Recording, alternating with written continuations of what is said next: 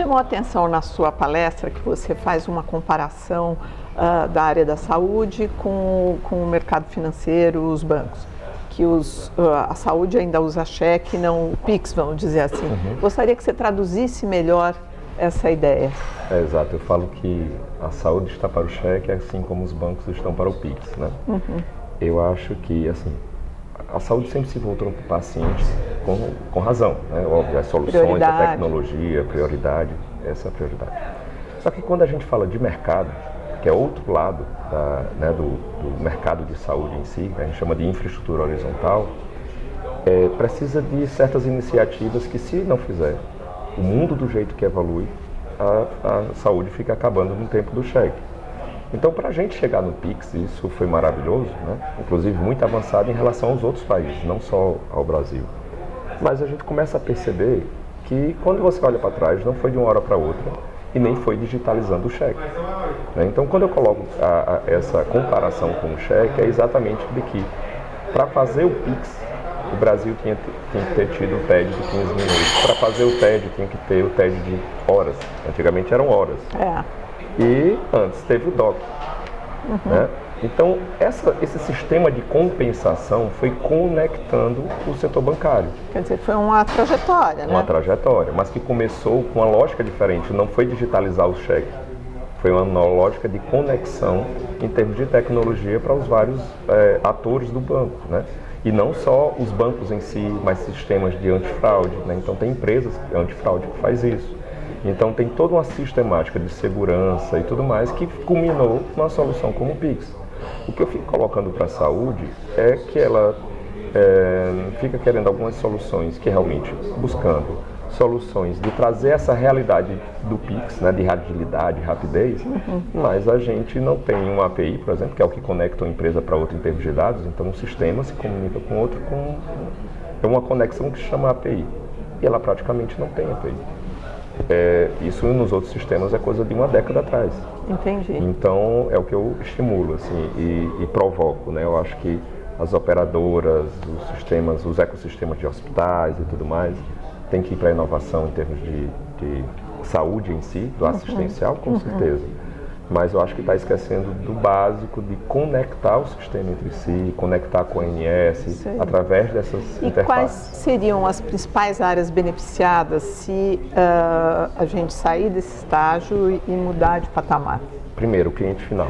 Assim, em todos os outros setores, e começou com o varejo, foi para o setor de imóveis, de viagens, né, que a gente experimenta, que a gente tem no nosso bolso, incrível, né?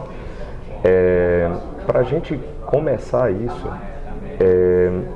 eu acho que um dos pontos é perder o medo, tá? Assim, a gente tem que perder o medo de inovação. Né? O setor de saúde tem medo de mudar, né? Pelo treinamento que foi dado na área assistencial, que não pode arriscar.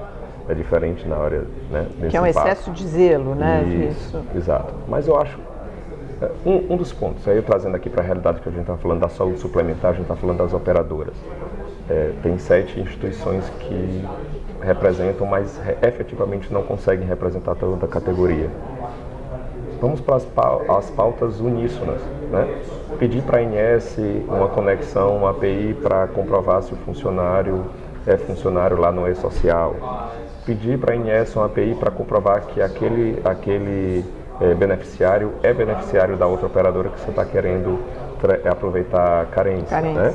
Então, isso são iniciativas que vão reduzir o custo de aquisição do cliente e o tempo, né, durante todo esse processo, porque pedir uma carta de declaração de permanência da outra operadora não dá. São 20 anos atrás em qualquer outro setor. E ainda é uma realidade. E ainda tem fraude. Tem a fraude no meio do caminho, né? Isso. Então, outro ponto são as fraudes.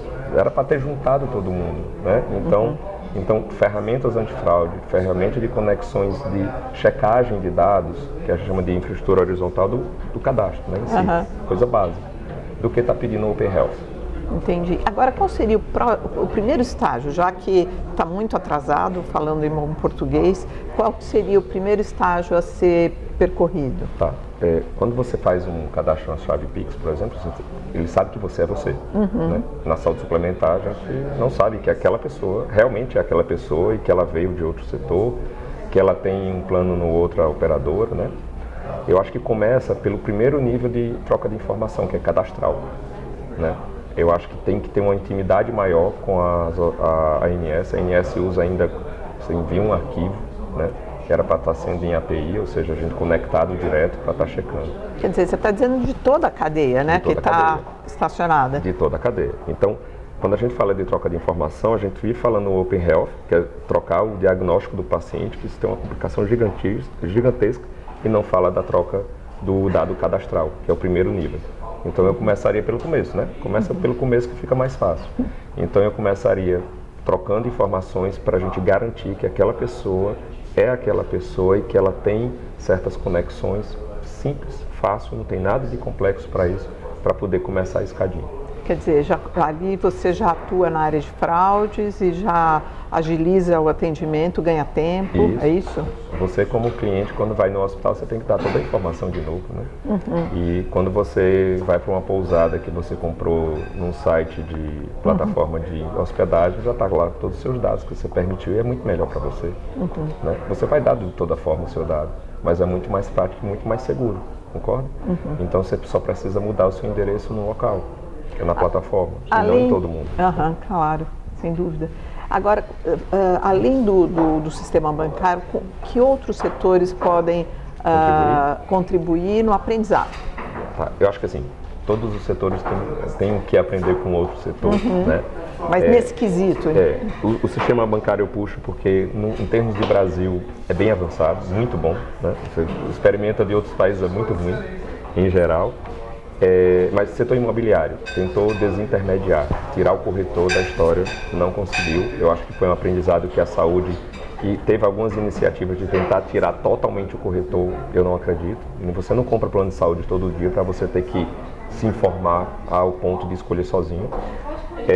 Outro aprendizado com os setores, o setor de varejo começou a compartilhar as mesmas empresas que faziam um intercâmbio de fraude, né, para tentar, porque é muito mais fácil você pegar uma fraude se você atender vários varejistas do que somente um. Então ela aprendeu lá rapidamente isso, então a maioria das plataformas que a gente faz compras, elas compartilham esse tipo de solução, né?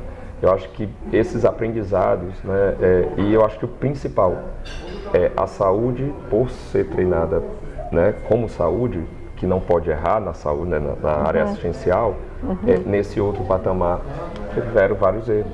Os outros setores erram mais e está tudo bem.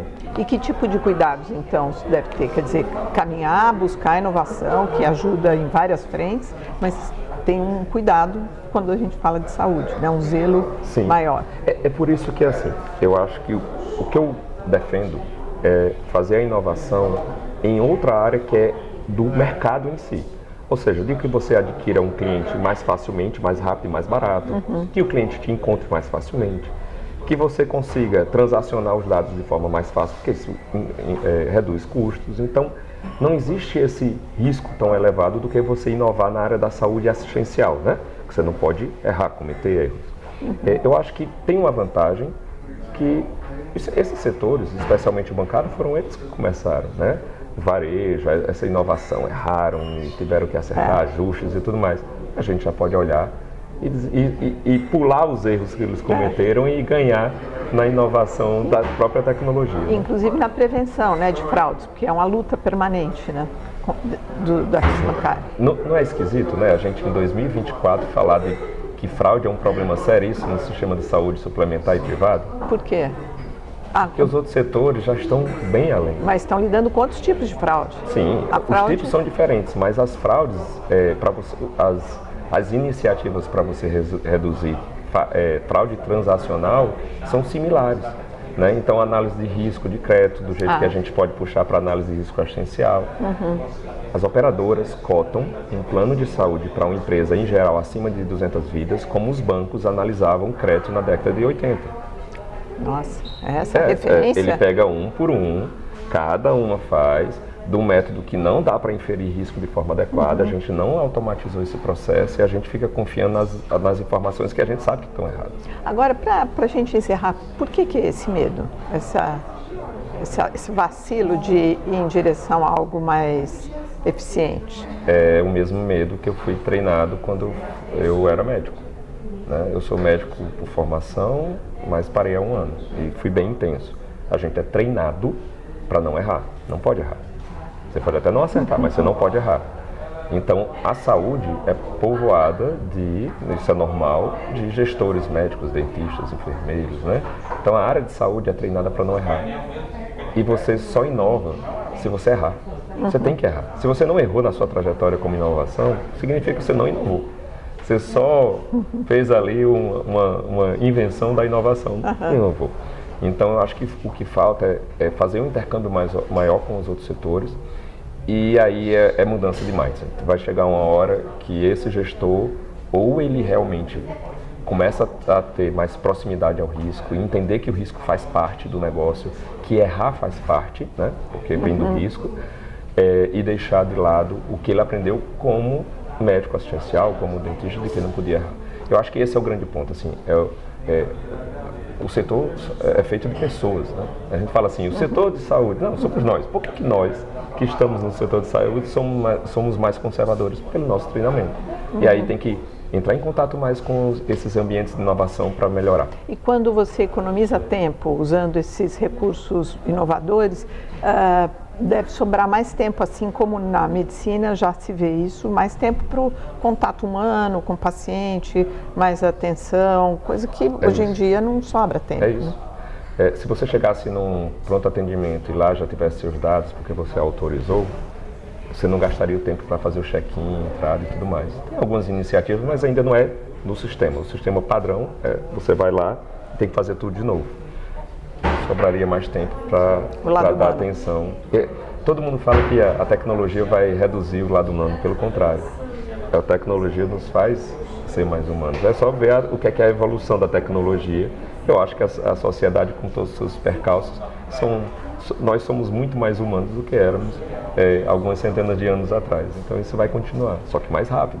Tem um médico, o Paulo Saldiva, aqui de São Paulo, ele fala que é um pouco diferente disso. Ele diz que o celular te deu mais tempo, só que ao invés de você colocar lazer, você coloca mais trabalho, porque ele sobrou tempo. É porque faz parte do ser humano. Você coloca mais aquilo que você quer. E é interessante porque... Depende do perfil, então. Exato. Então, quem quer mais trabalho vai ter mais trabalho. Quem quer se divertir mais vai ter mais diversão. É só ele colocar o limite.